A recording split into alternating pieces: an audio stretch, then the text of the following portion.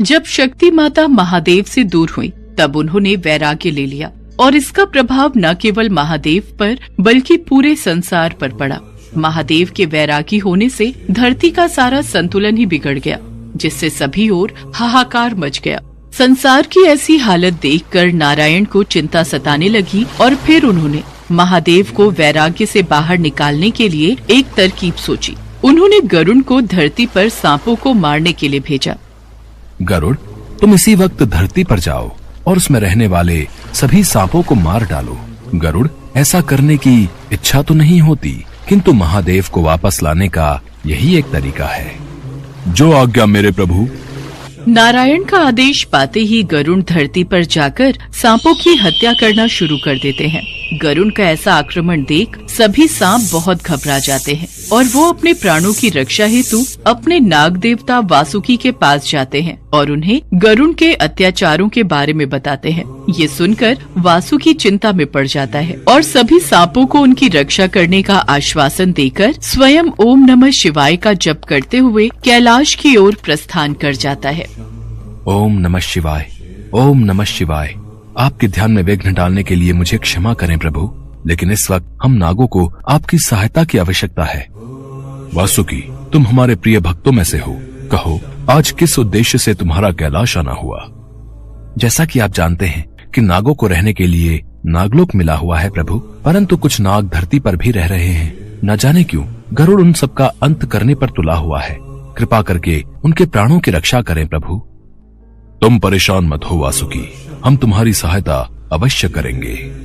महादेव से आश्वासन मिलते ही वासुकी कैलाश से प्रस्थान कर धरती पर गरुड़ से लड़ने पहुंच जाता है। दोनों ही अपने असली रूप में आकर एक दूसरे के साथ आक्रमण शुरू कर देते हैं। दोनों पूरी जान से एक दूसरे पर प्रहार करना शुरू कर देते हैं, मगर गरुड़ का वार वासुकी पर भारी पड़ता है और वो वासुकी को बुरी तरह घायल कर देता है। तभी महादेव को याद करते हुए वासुकी कहता है, हे प्रभु, हे महादेव, अपने भक्त की रक्षा करो प्रभु, मेरे प्राणों की रक्षा करो। वासुकी की प्रार्थना करते ही महादेव तुरंत वहाँ हाजिर हो जाते हैं। हर हर महादेव, मुझे गरुड़ से बचाओ प्रभु, वो मुझे मार डालेगा। ये सुनते ही महादेव गरुड़ को समझाने की कोशिश करते हैं, लेकिन उनके लाख समझाने पर भी वो उनकी एक नहीं सुनता और अपने प्रहार जारी रखता है। फिर महादेव भी उस पर पलटवार करते हैं, जिसमें गरुड़ बुरी तरह घायल हो जाता है और वो नारायण को याद करता है। उसी पल नारायण वहाँ प्रकट हो जाते हैं। महादेव, शायद आप ये भूल रहे हैं कि गरुड़ मेरा वाहन है, साथ ही मेरा भक्त भी। इसका अपमान मुझे कदापि बर्दाश्त नहीं। मेरे कहने पर ही ये नागों का अंत कर रहा है। पर भला नागों पर यह अत्याचार क्यों? क्योंकि ब्रह्मदेव ने इनको रहने के लिए नागलोक दिया है, फिर ये सब वहीं जाकर रहें। मैंने नागों की रक्षा करने का वचन दिया है और मैं इनकी रक्षा अवश्य करूंगा। मान भी जाइए महादेव, और ये बेकार का हठ छोड़ दीजिए, अन्यथा मेरा और आपका युद्ध संभव है। अगर यही बात है तो मुझे इसमें कोई आपत्ति नहीं। इतना कहते ही महादेव नारायण पर प्रहार शुरू कर देते हैं। दोनों ही अपनी अपनी शक्तियों का प्रयोग करते हुए आसमान में बादलों के बीच एक दूसरे पर प्रहार करना जारी रखते हैं। महादेव, ये युद्ध इस संसार का विनाश भी कर सकता है, भयंकर प्रलय का कारण भी बन सकता है। इसलिए अभी भी मेरी बात मान जाइए और इन नागों की रक्षा का विचार छोड़ दीजिए। अब ये युद्ध केवल इन दोनों का नहीं, बल्कि हमारे बीच का युद्ध बन गया है। अगर धर्म और कर्म अलग अलग हैं, तो फिर इस ब्रह्मांड पर प्रलय आने से कोई नहीं रोक सकता।